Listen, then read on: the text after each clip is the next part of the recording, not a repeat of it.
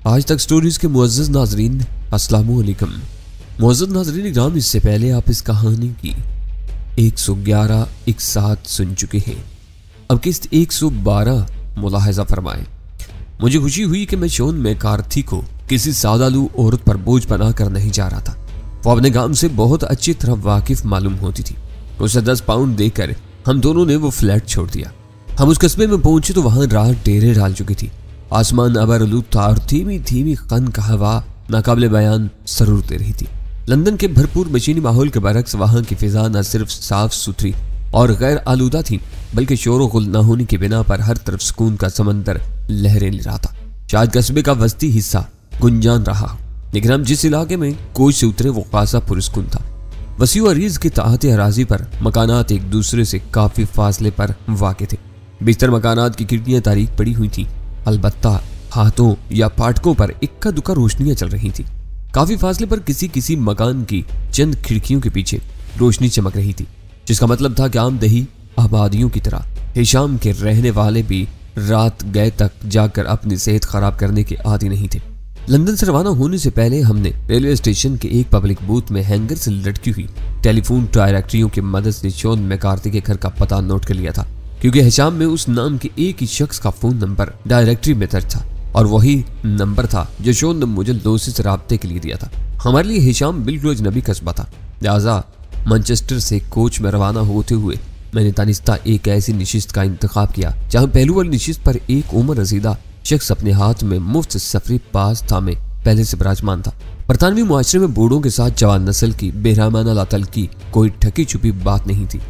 Tax देने वालों में आमतौर पर यह रुझान पाया जाता था कि हर शख्स को अपनी जवानी का दौर अपनी पसंद और मर्जी के मुताबिक गुजारने का हक हासिल है, और बूढ़ों को अपनी बेजा आरजुओं और आसाइशों के लिए जवानों पर हरगिज बोझ नहीं बनना चाहिए, क्योंकि वो अपनी जिंदगी की सारी बहारें पहले ही निचोड़ चुके होते। इसलिए अज़कार रफ्ता बूढ़ों की परवरिश सरासर सरकार की जिम्मेदारी थी, जो बरसे रोजगार लोगों से टैक्सों की खातिर रकूम जमा करती थी। उस पस मंजर में मेरी खुश इखलाकी ने उस मुअम्मर शख्स को खासा मुतासर किया और उसके चेहरे पर छाई हुई बेजारी यकलख्त काफूर होगी। एक बार जम्मू टूटने के बाद मेरा काम सहल हो गया, क्योंकि वो शख्स हिशाम से चंद मील आगे ही रहता था और मैनचेस्टर में अपनी अकलौती बेटी से मुलाकात की कोशिश में नाकाम रहने के बाद वापस आ रहा था। वो हिशाम से अच्छी तरह वाकिफ था। उसने लूसी का पता देखकर मुझे उस हद तक रास्ता ज़हन नशीन करवा दिया था कि बस से उतरने के 15 मिनट बाद ही हम मतलूबा मकान के सामने पहुंच गए, जहाँ वसी अहाते के वस्त में कदीम तर्ज का एक 2 मंजिला मकान अंधेरे में डूबा हुआ था और चौबी फाटक पर 2 बरकी लैंप रोशन थे। मैंने सुस्त रफ्तारी से मकान के करीब से गुजरते हुए अपनी रेस्ट वॉच पर निगाह डाली तो अभी 11 बजने में 10 मिनट बाकी थे। मेरा ख्याल है कि आगे से घूमकर पहलू की दीवार से अंदर कूच आना चाहिए। सुल्तान शाह ने मेरे बाएं पहलू के साथ चलते हुए कहा, इस तरफ गहरी तारीकी का राज है। आता इस कदर वसी और तारीक है कि अंदर पूरी प्लाटून भी छुपी हुई हो तो बाहर से कुछ अंदाजा नहीं हो सकता। मैंने इस तरह लहजे में कहा, कहीं अंदर हमारे लिए चूहेदान तैयार न हो। 11 बजे तक मैदान साफ होगा। सुल्तान शाह ने पेश कदमी जारी रखते हुए पूरे एतमाद लहजे में कहा, मुकर्रर वक्त तक पब में शोन का इंतजार किया जाएगा, उसके बाद कुछ होने का इम्कान है। हमें इससे पहले ही अंदर घुसकर पोजीशन संभाल लेना चाहिए। पोजीशन? मैं बेख्तियार हंस दिया। 2 पिस्तौलों और 2 गेंद के सिवा रखा ही क्या है तुम्हारे पास जो अंदर पोजीशन संभालोगे? आधे घंटे में सारा मैगजीन खत्म हो जाएगा। मेरा मतलब था हमें भाभी तक पहुंचना चाहिए। उसने मजाक करते हुए कहा, एक बार छेड़छाड़ शुरू हो गई तो हम अंदर भटक भी ना सकेंगे। उस वक्त सूरत हाल नहायत सनसनीखेज हो चुकी थी। सामने लूसी का तारीकी में डूबा हुआ मकान किसी यासेब हेवले की तरह तारीकी में तारीक तर नजर आ रहा था और उसी मकान के किसी कमरे में गजाला कैद थी, जिसे मैं अपनी जान से ज्यादा अजीज समझता था। लेकिन वो एक मुद्दत से मुझसे बिछड़ी हुई थी और अपनी बका के कई खूनरेज मार्कों में सुरखरू होने के बाद आखिरकार लूसी की कैदी बन गई थी। लूसी के फोन पर मैं गजाला से गुफ्तगू कर चुका था और उसकी आखिरी चीख की गूंज मेरे जहन में अभी तक बाकी थी। उसकी आज़ादी की मुहिम बज़ाहिर चंद लम्हों की बात नजर आ रही थी। लूसी कितनी भी दिलेर और बेखौफ रही हो, लेकिन वो एक औरत थी, फिर तनहा भी रह गई थी, क्योंकि उसका राजदान साथी बिकन हाल मेंशन के एक फ्लैट में सफेद व बुढ़िया के रहमो करम पर बेदस्तो पा पड़ा हुआ था। लेकिन उसी के साथ मुझे उन लोगों का खौफ भी दामन गिर था जो मेरे खरीदार थे। वो शोन में कार्थी को एक खतीर रकम की पेशकश कर चुके थे और मेरा अंदाजा था कि वो लोग भी इस वक्त हिशाम की खुली फिजा में खून अचाम भेड़ियों की तरह सरगम थे। वो मेरी असलियत या लूसी के मकान में गजाला के वजूद से बेखबर थे। उन्हें जख्मी हाथ वाले उस शख्स की तलाश थी जिसने उनके साथी डेविड को बेरहमी के साथ कत्ल किया था। आते के पहलू में पहुंचने तक मैं सुल्तान की राय से मुत्तफिक हो चुका था। अगर एक बार डेविड के साथी दरमियान में हायल हो जाते तो ना हम गजाला तक पहुंच सकते थे और ना बारूदी बरसात से बचकर निकल सकते थे। उजलत में हमसे एक चूक हो गई। सुल्तान शाह की आवाज सुनते ही मैं अपने ख्यालात की महवी से यूं चौंका जैसे मेरे कान के करीब ही गोली ताक दी गई हो। हमें मैनचेस्टर से एक मरतबा फिर हैशाम फोन कर लेना चाहिए था ताकि ताज़ा तरीन सूरत हाल का अंदाजा हो जाता। उसे थोड़े से वक्फे के बाद तासुफ हमें इस लहजे में कहा। वो एक इत्तेफाक की था, गजाला के कमरे वाले फोन को प्लग लगा रह गया था। उसकी चीख सुनते ही मुझे अंदाजा हो गया था कि लूसी वापस पहुंच गई होगी। ऐसे इत्तफाकात बार बार रूनमा नहीं हुआ करते। मैंने कहा, जरूरी तो नहीं था कि तुम गजाला के शनासा बंद कर ही फोन करते। शौन अभी तक हिशाम नहीं पहुंचा। तुम उसके दोस्त बनकर लूसी को उसका कोई पैगाम देने के साथ ही तुरत हाल भी दरियाफ्त कर सकते थे। उस बार भी उसकी बात माकूल थी। मुझे महसूस हो रहा था कि पहाड़ों की सरजमीन पर जन्म लेने और परवान चढ़ने वाला सुल्तान शाह खुली फिजा का आदमी था। शहरों में शायद वो एहसास कमतरी का शिकार होकर अपनी सलाहियतों से किसी हद तक महरूम हो जाता था, मगर फितरी माहौल मुयस्सर आते ही उसका दिमाग पूरी तरह काम करने लगता था। लेकिन उसकी तजवीज़ पर अमल करने का वक्त गुजर चुका था।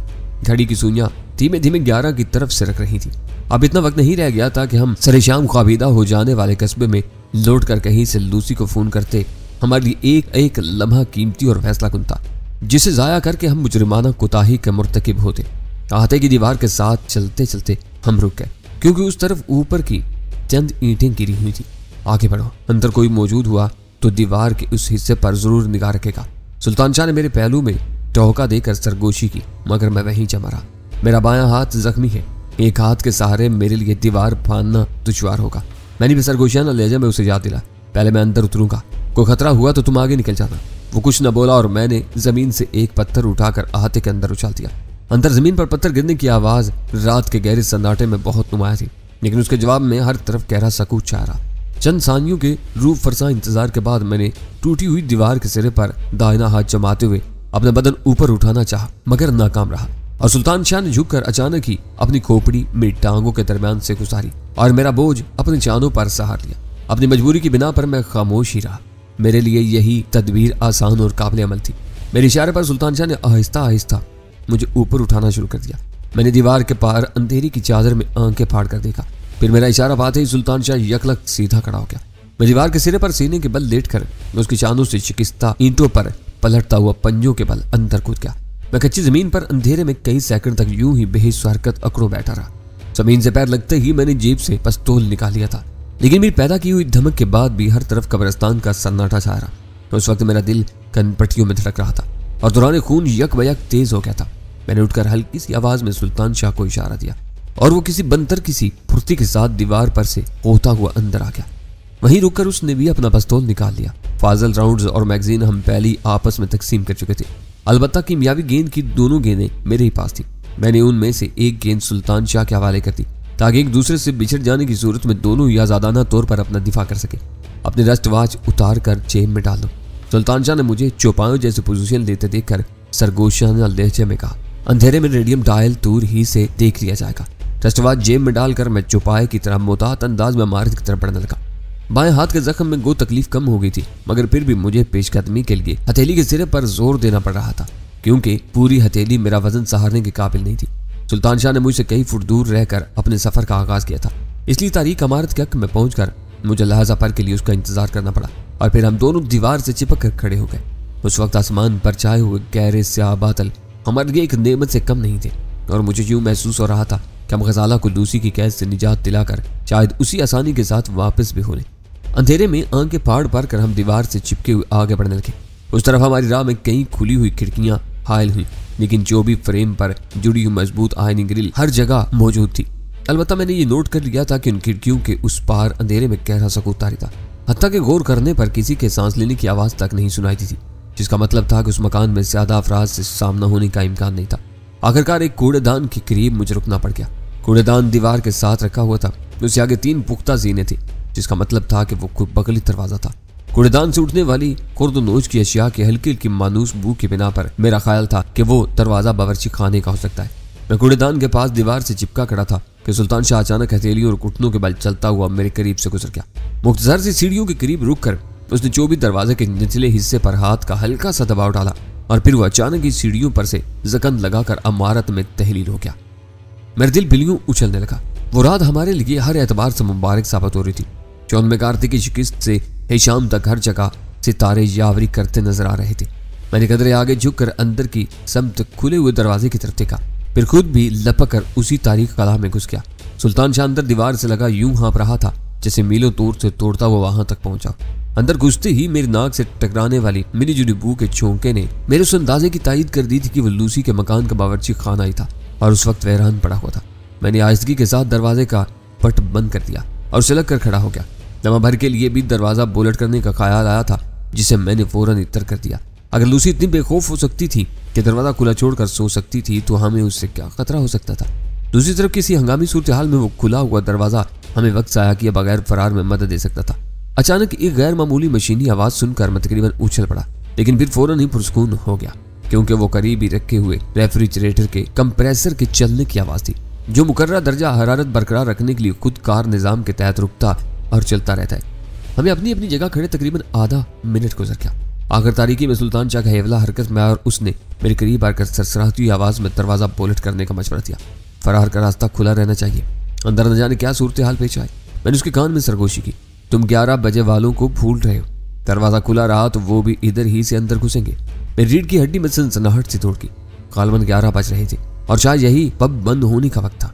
वहां डेविड के हामियों में से जो भी आया था, जॉन के न आने पर गुस्से और मायूसी के आलम में उसके मकान ही का रुख करता, इसलिए उसके इस इमारत में दाखिले की राहें मसदूद करना अपने फरार का रास्ता खुला रखने से ज्यादा अहम था। मैंने टटोल कर आहिस्तगी और एहतियात से दरवाजे का बोलट चढ़ाकर अंदर से कुंडी पे लगा दी। उस इस्ना में हमारी आंखें अंधेरे में देखने की आदी हो गई थी।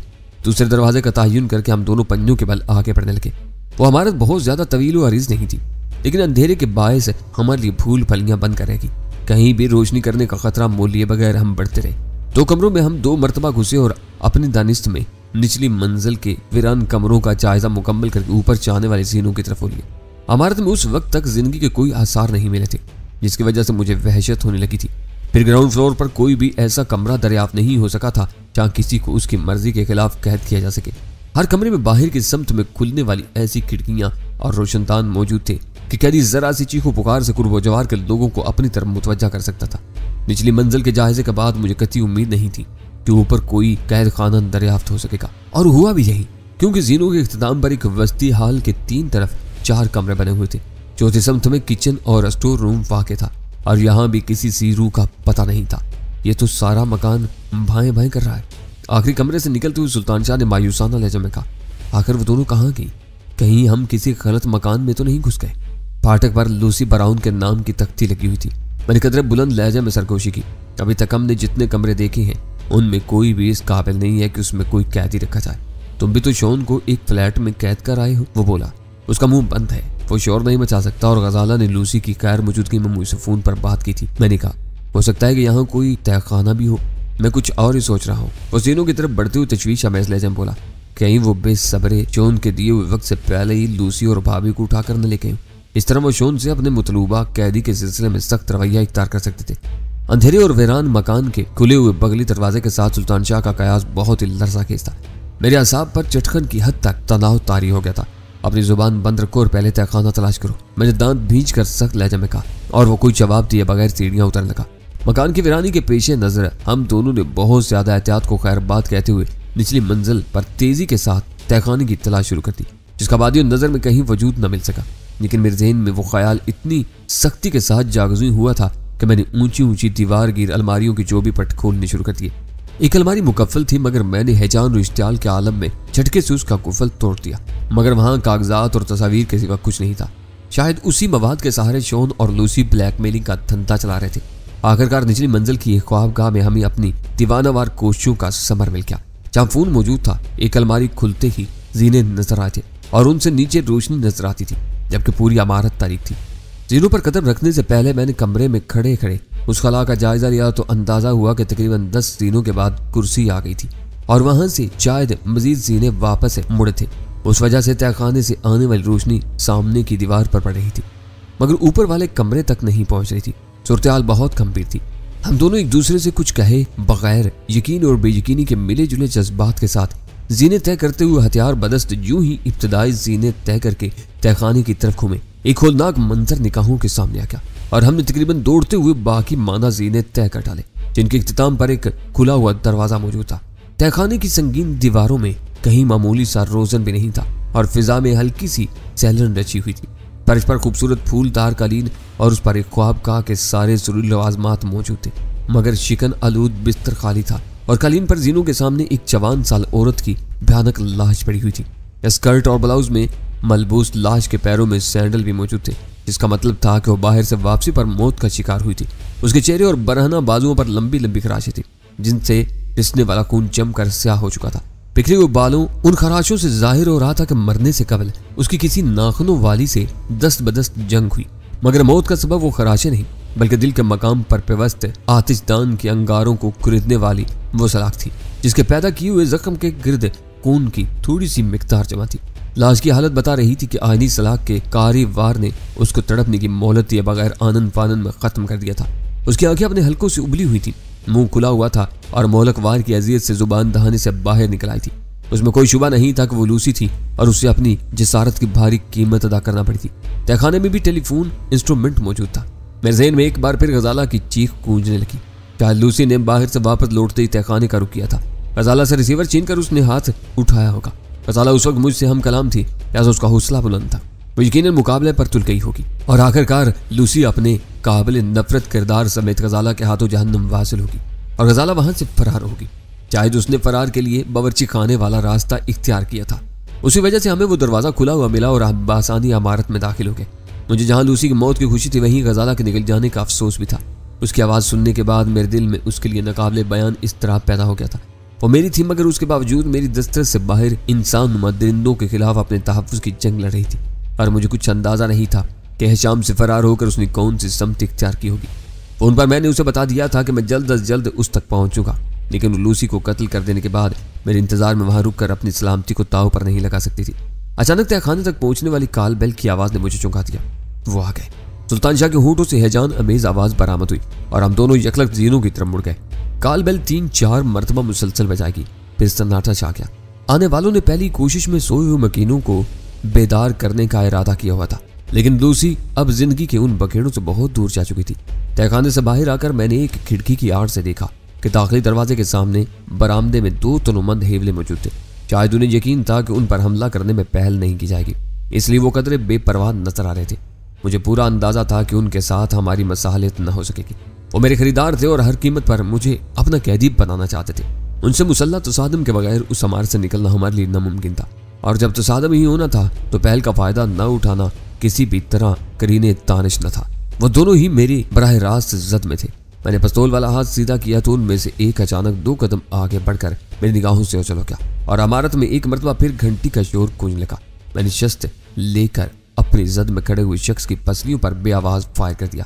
पिस्तौल के घोड़े की हल्की सी आवाज घंटी के शोर में दब गई। बारूदी शोले की लकीर के साथ गोली बरामदे में खड़े हुए शख्स के प्यालों में उतर गई। वो करीहा चीख मारकर किसी कटे हुए शहद तीर की तरफ बरामदे के पुख्ता फर्श पर गिरा। उसी के साथ घंटी की आवाज मालूम होगी और वीराना रहाता पै दर पै कई गोलियों की शोर से गूंज उठा, जिनमें कम अज कम एक गोली राइफल से चलाई गई थी, जो मेरे करीब वाली खिड़की का शीशा तोड़ते हुए दीवार में पस्त होगी। अगर मैं अपने पिस्तौल से फायर करते ही झुक न गया होता तो वो गोली मेरे जिस्म के किसी हिस्से को भी चाट सकती थी। राइफल वाले यकीनी तौर पर दरवाजे के सामने अंधेरे ही में कहीं मोर्चा सन था और उसने मेरे पिस्तौल की नाल से शोला खारिज होते देख लिया था, वरना अंधेरे में महज अंदाजे से इतना सही फायर करना दुश्वार था। बाहर से एक बार फिर गोलियां चलाई गईं और कई खिड़कियों के शीशे पुरशोर आवाज के साथ चूर चूर हो गए। मेरे कान उस बार भी आवाजों पर मरकूज थे। मैंने महसूस किया कि शायद वो 4 ही थे, क्योंकि एक मेरे हाथों जख्मी होकर बुलंद आवाज में चीख रहा था, 2 ने पिस्तौल चलाए थे और चौथा राइफल बरदार था। मैं तेजी के साथ सुल्तान शाह की तरफ पलटा और सरगोशियाना आवाज में बोला, वह तादाद में कम अज कम 4 है। अगर हमने इब्तिदा ही में ताबड़तोड़ फायरिंग नहीं की तो उनसे मगलूब हो जाएंगे। तुम मकान का तवाफ करके हर समत से बाहर फायर करते चले जाओ। मैं उन्हें इस तरफ मसरूफ रखूंगा, इस तरह वो हमारी तादाद का अंदाजा नहीं लगा सकेंगे। चाहो तो अपने पिस्तौल की नाल पर से सलेंसर उतार लो। वो जुबान से एक लफ्ज भी कहे बगैर ताबेदाराना अंदाज में अंधेरे मकान में अंदर के समत में बढ़ता चला गया और मैं सकूत का फायदा उठाते हुए एक महफूज साविये से बाहर का जायजा लेने लगा। बाहर फायरिंग थमी हुई थी, लेकिन मेरे हाथों जख्मी होने वाली की कर्मनाक आवाजें बदस्तूर सुनाई दे रही थी। वो अभी तक बरामदे में ही पड़ा सिसक रहा था। मेरी तरफ से होने वाली बेआवाज फायरिंग के खौफ से उसके किसी साथी ने उसे वहां से उठा ले जाने की हिम्मत नहीं की थी। उसका लहजा बलहजा दम तोड़ती हुई नकात आलूद आवाज से जाहिर हो रहा था कि वो किसी भी लम्हे दम तोड़ सकता था। गालिबन मेरे फायर का शिकार होते ही उसके अजाए राइसा पर यकलख्त मुर्दनी तारी हो गई थी। उसके साथियों ने भी अंदाजा लगा लिया था कि उनकी कोशिशों के बावजूद वो चांपर न हो सकेगा। अचानक अमारत पिस्तौल के फायर की तेज आवाज से गूंज उठी। वाज़ेह तौर पर अंदर से की गई फायर की आवाज थी। मुझे अपने हरीफों की पोजीशन का कोई अंदाजा नहीं था और राइफल वाला मेरे पिस्तौल की जद से बाहर था, लेकिन फिर भी मैंने उसी की समत में नाल उठाकर गोली चला दी। उस मर्तबा फिर राइफल से बेआवाज फायर हुआ। चंद सानियों के बाद बाहर से पिस्तौल चलाने का धमाका हुआ, लेकिन जवाब में कहीं से कोई चीख न सुनाई थी, जिसका मतलब था कि दोनों तरफ के वार खाली गए थे। मुझे हैरत हुई कि बाहर वालों का तीसरा साथी न जाने क्यों खामोश रहा था। मेरे अंदाजे के मुताबिक उधर से 2 के बजाय 3 फायर होना चाहिए थे। एक बार फिर इमारत में बारूदी धमाके की आवाज गूंजी। उस बार सुल्तान शाह ने तवातर के साथ 3 फायर किए थे और बाहर से एक दबी दबी चीख सुनाई दी थी। शायद उन तीनों में से कोई सुल्तान शाह के हाथों जख्मी हो गया था। वक्फे वक्फे से दोनों तरफ से फायरिंग होती रही। इस दौरान में मेरी शिकार की आवाज मातूम हो चुकी थी। राइफल वाला अपनी जगह जमा हुआ था। पिस्तौल वालों में से एक जगह बदल बदल कर फायर कर रहा था, लेकिन उसके तीसरे साथी की कोई सरगर्मी नोट नहीं कर सका था। उसके बारे में मैंने फर्ज कर लिया था कि शायद वो सुल्तान शाह के पिस्तौल की गोली खाकर किसी गोचाई आफियत में दुबका अपने जख्म को संभालने की कोशिश कर रहा था। सुल्तान शाह मेरी हदायत के मुताबिक उस मकान में जगह तब्दील करते हुए फायरिंग करता रहा और मैं सामने के महज पर डटा रहा। हर तरफ फैले हुए घूर अंधेरे के बायस उस वक्त माहौल बड़ा खौफनाक होकर रह गया था। वो लोग बाहर खुले मैदान में थे और किसी की मुतवज्जा होती गहरी तारीकी का फायदा उठाकर वसी और अरीज आहते से किसी भी समत में फरार हो सकते थे, लेकिन हम उस इमारत में महसूर होकर रह गए थे जहां हमारी मौजूदगी का कोई कानूनी या इखलाकी जवाज नहीं था।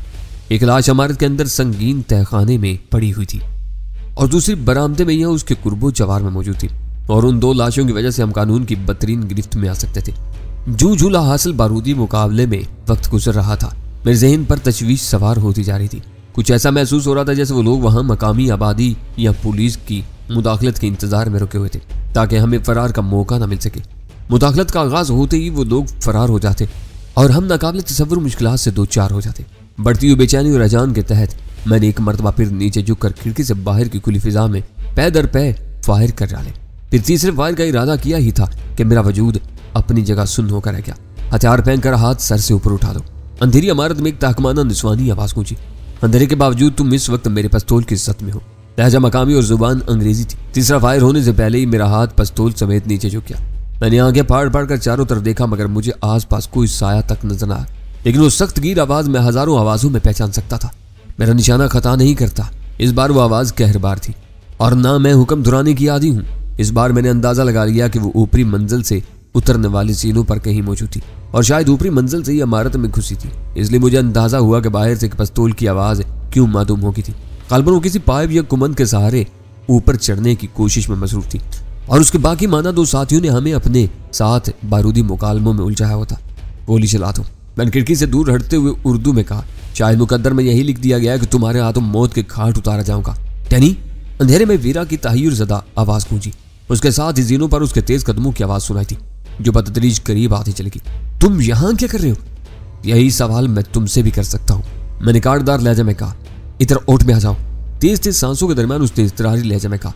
एक आदमी मर गया है, मगर अभी भी बाहर 2 निशानची मौजूद है। राइफल वाले को अगर तुम्हारा हेवला भी नजर आ गया तो वो भेजा उड़ा देगा। तुम्हारे आदमियों के हाथों मरते हुए दुख न होगा, मैंने उसकी तरफ बढ़ते हुए कहा और यह देखकर हैरान रह गया कि वो एक बार फिर शुगर क्वीन के रूप में मेरे सामने मौजूद थी। उसके बदन पर सर से पैर तक स्याह रंग का चुस्त लिबासा मौजूद था। चेहरा स्याह नकाब में पुशीदा था और जूते भी स्याह ही थे। बेख्तियार मेरे जहन में कराची के जीवा हाउस की वो खून शाम रात घूम गई जब मैंने शुगर क्वीन को पहली बार उस रूप में तंजीम के एक मकामी बड़े को गोली मारते देखा था। मैं सोच भी नहीं सकती थी कि यहाँ तुमसे टकराव होगा। वो इस वक्त तक अपनी बेपनाह हैरत पर काबू नहीं पा सकी थी। क्या उनमें कार्तिक कहाँ है? वो बिकन हॉल मेंशन के फ्लैट में गए थे। ये बताओ कि तुम यहाँ किस खुशी में नजर आ रही हो? मैंने तुमसे कहा था कि आज रात मुझे लंदन से बाहर एक मुहिम दरपेश है। सुप्रीम काउंसिल ने मुझे दोबारा अपनी सफ़ों में शामिल कर लिया, लेकिन आर्जी तौर पर मुझे फील्ड में काम सौंपा गया। आज 11 बजे शोन 20,000 पाउंड के एवज एक कैदी मेरे हवाले करने वाला था जिसका एक हाथ जख्मी है। ये कहते हुए खुद ही चौंक पड़ी और एक गहरा सांस लेकर बोली, खुदाया तुम्हारा भी तो बायां हाथ जख्मी है। तो क्या शोन ने तंजीम से तुम्हारा ही सौदा तय किया हुआ था? बहुत देर से समझी हूँ, मैंने जहरीले लहजे में कहा। तुम्हारी यह अदाकारी मुझे जरा भी मुतासर नहीं कर सकेगी। तुम अहमक हो, वो चिल्लाकर बोली। शोन से सारा प्रोग्राम सुबह तय पा गया था।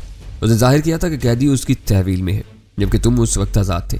हाइड पार्क में मेरे आदमियों ने तुम्हारी रहनुमाई की फिर फ्लैट में तुमसे फोन पर मेरी बात हुई। मैं भला कैसे अंदाजा लगा सकती थी कि वो कैदी तुम होगे। शॉन मेरे ताक़ुब में था। वो मुझे खेर का रहशाम लाना चाह रहा था। उसी वजह से मैंने मशवरे के लिए तुम्हें बुलाना चाहा था, क्योंकि शॉन ने अपनी हदायत की अदम तामील की सूरत में पुलिस को मेरे पीछे लगाने की धमकी दी थी। वो तुम्हें कहाँ टकरा गया था। मेरा हर इंकिशाफ उसकी हैरत में इजाफे का बायस बन रहा था। पार्क होटल में मेरा जख्मी हाथ उसकी नजरों में आ गया था। उसने वहीं बैठे बैठे तुम्हारे किसी आदमी से मेरा सौदा तय किया और फिर साए की तरह हमारे पीछे हो लिया। फ्लैट पहुंचने के बाद उसने मुझसे वहीं फोन पर राब्ता कायम करके धमकियां दी थी। हम फ्लैट में बुरी तरह मैसूर होकर रह गए थे। अगर मुकद्दर साथ न देता तो शायद शॉन अब तक मेरे बदले रकम वसूल कर चुका होता। और मजे की बात यह है कि यह किस्सा गजाला की जात से शुरू हुआ था। वो कैसे? सवाल करती वो चौंकी थी। बाहर की तरफ इक्का दुक्का फायर करते रहो, ऐसा ना हो कि सन्नाटा देखकर मेरे आदमी आगे बढ़ाएं। शायद सुल्तान भी तुम्हारे साथ ही है। पिछला महाज उसी ने संभाला हुआ है। ये कहते हुए मैंने खिड़की के करीब जाकर मैगजीन की आखिरी गोली फायर की और मैगजीन को दोबारा लोड करता हुआ उसके करीब आ गया। सिरे से निकलने की कोशिश में गजाला शॉन के हत्या चल गई थी और इसी मकान के एक तहखाने में कैद थी। अब कहाँ है वो? उसने मेरी बात काट कर पुरस्त्याग लहजे में पूछा। हमारे पहुंचने से पहले निकल गई, मैंने मुदासवाना लहजे में कहा। लेकिन लंदन से मैं फोन पर उससे बात करने में कामयाब हो गया था। तुम तो मुझे तिलिस्म होश रुबा सुना रहे हो, बताहय्युर अमेज लहजे में बोली। इस वक्त मेरे पास वक्त नहीं है ये सब लंदन आकर सुनूंगी। ये बताओ कि यहाँ लूसी ब्राउन भी रहती थी, वो अब कहाँ है? शॉन की गैर मौजूदगी में गजाला उसी की कहती थी। चाहो तो तहखाने में उसकी लाश देख सकती हो। ओह, तो यहाँ भी बहुत कुछ हो चुका है। उसे गजाला नहीं मारा होगा? कुछ कहा नहीं जा सकता, मैंने बेपरवाना लहजे में कहा। गजाला गायब है, लूसी मर चुकी है। इन दोनों बातों से बतेरे नताइज अखज़ किए जा सकते हैं। खस कम जहां पाक, वो बोली। ये दोनों ही बड़े मोजी ब्लैकमेलर थे। शॉन अगर काबू में आ गया है तो उसे भी मर ही जाना चाहिए। खुशी के बाद आम लोगों से भी बाकायदा भत्ता वसूल करता है और वो लोग अपनी कमजोरियों को छुपाने के लिए हमेशा उसका मुंह भरते रहते हैं। चोटी को उसकी लाश के सड़ने की फिक्र थी, वरना हमने तो उसे मार ही दिया होता। वो बहुत दलेर औरत है। खैर तुम वापस वहीं जाओ, मैं शॉन का भी कोई बंदोबस्त करूंगी। मैं कहाँ जाऊँ? अब तो तुम्हारे साथ ही चलना पड़ेगा। क्यों, क्या सवारी नहीं है तुम्हारे पास? उसने हैरत से पूछा। फिर यहाँ तक कैसे पहुंचे? बस से उतरकर पैदल आए थे। दोस्त ना सही कैदी बना कर ले चलो, ये नामुमकिन है। वो मेरी तरफ से शुबहत का शिकार हो गए तो मैं फिर दुश्वारियों में पड़ जाऊंगी। अभी तो वापस जाकर उन्हें मुतमईन करना होगा कि मैं ऊपरी मंजिल से दाखिले का कोई रास्ता न मिलने की वजह से नाकाम लौटी हूँ। फिर हम कैसे निकलेंगे? मैंने पूछा। वीरा के साथियों की वजह से वो मसला मुझे गंभीर होता नजर आ रहा था। फायरिंग अभी तक जारी थी। सुल्तान शाह भी मसरूफ था। अगर वीरा अपने आदमियों को खामोशी के साथ वापस हटा ले जाती तो अपनी जात को किसी भी तरह शुबहात से बाला तर नहीं रख सकती थी। अपना एक आदमी कमाने के बाद उसकी रजाकाराना पसपाई उसकी वफादारी पर हर्फ पे ला सकती थी। ये लो। चंद सानियों की खामोशी के बाद उसने अपने चुस्त लिबादे की जेब से एक चाबी निकालकर मेरी तरफ बढ़ाते हुए कहा कि अगर में 2 काड़ियां मौजूद है। ये मेरी शाह डाज की चाबी है। मैं बाहर वापस जाकर अपने दोनों आदमियों को सामने के रुख पर ले आऊंगी। जब तवातर से फायरिंग हो तो तुम किसी अकबी रास्ते से अंधेरे में निकल जाना। गाड़ी की टैंकी भरी हुई है, तुम आसानी से लंदन पहुंच सकते हो। तो क्या तुम उन तीनों के साथ नहीं आई थी? शुगर को इनके कुर्ब से लोगों के औसान खता होने लगते हैं। उसने फखरिया लहजे में कहा। मैं अकेली आई थी मगर अब मजबूरन उनके साथ सफर करना होगा। कार हमें देकर तुम अपने लिए दुश्वारियां तो पैदा नहीं कर लोगी? मैंने सवाल किया। मैं बात मना लूंगी कि चाबियां इग्निशन में लगी छोड़ दी थी और पहली बार आहिस्तगी के साथ हंसी। सच पूछो तो हमें यहाँ किसी मुजाहमत की जरा भी उम्मीद नहीं थी। बस एक ख्याल था कि कहीं शॉन ऐन वक्त पर रकम में इजाफे का मुतालबा न कर बैठे। ऐसी सूरत में कैदी को संभालने के साथ ही शॉन की गोशुमाली भी करनी पड़ जाती, वरना मेरा इरादा तो यहाँ तनहा आने का हो रहा था। लंदन पहुंचकर गाड़ी का क्या करना होगा? चाबी समेत कहीं भी छोड़ देना, मेरे आदमी उसे तलाश कर लेंगे। उसके एक एक लफ्ज से भरपूर एतमाद का इजहार हो रहा था। तंजीम में अपना खोया वो मुकाम किसी हद तक वापस मिल जाने पर उसमें नुमायां तब्दीलियां रूनुमा हुई थी जो मेरे लिए उस एतबार से खुश आइन थी। क्या वो यकसोई के साथ गजाला के मामले पर तवज्जो दे सकती थी जो सुलझते हर बार पेचीदा तर होता जा रहा था। फिर अब लंदन में ही मुलाकात होगी। मैंने अलविदाई लहजे में कहा। मुझे रच का आता है तुम्हारे मुकद्दर पर। वो अजीब से लहजे में बोली। मैंने बारहा महसूस किया है कि मौत तुमसे कतरा कर गुजर जाती है। इस वक्त मेरे बजाय अस्मिथ ऊपर चढ़ा होता तो तुम उसके हाथों हिलाक या कम अज कम जख्मी हो गए होती और मैं तुम्हारी कोई मदद न कर पाती। अस्मिथ तुम्हारा कोई नया दोस्त है? मैंने संजीदगी के साथ सवाल किया। दोस्त नहीं, मातहत है। प्रोग्राम तय होने के बाद वो पाई के सहारे ऊपर चढ़ने की नीयत से इमारत की तरफ बढ़ रहा था कि सुल्तान शाह की चलाई हुई गोली उसकी रान का गोश्त फाड़ती हुई गुजर गई और मजबूरन ये काम मुझे अपने जिम्मा लेना पड़ा। तुम्हारे अलावा एक और आदमी भी तो मौजूद है। राइफल से सही निशाने पर फायर करना ना स्मिथ के बस की बात है ना मेरे। रश्क तो इसी बात पर आता है कि हालात तुम्हारे हक में खुद ब खुद हमवार होते चले जाते हैं। ऐसा होता तो मैं अब तक गजाला को साथ लेकर पाकिस्तान लौट गया होता। मैंने दोबारा खिड़की की तरफ बढ़ते हुए कहा और वो खामोशी से जीनों की तरफ बढ़ गई।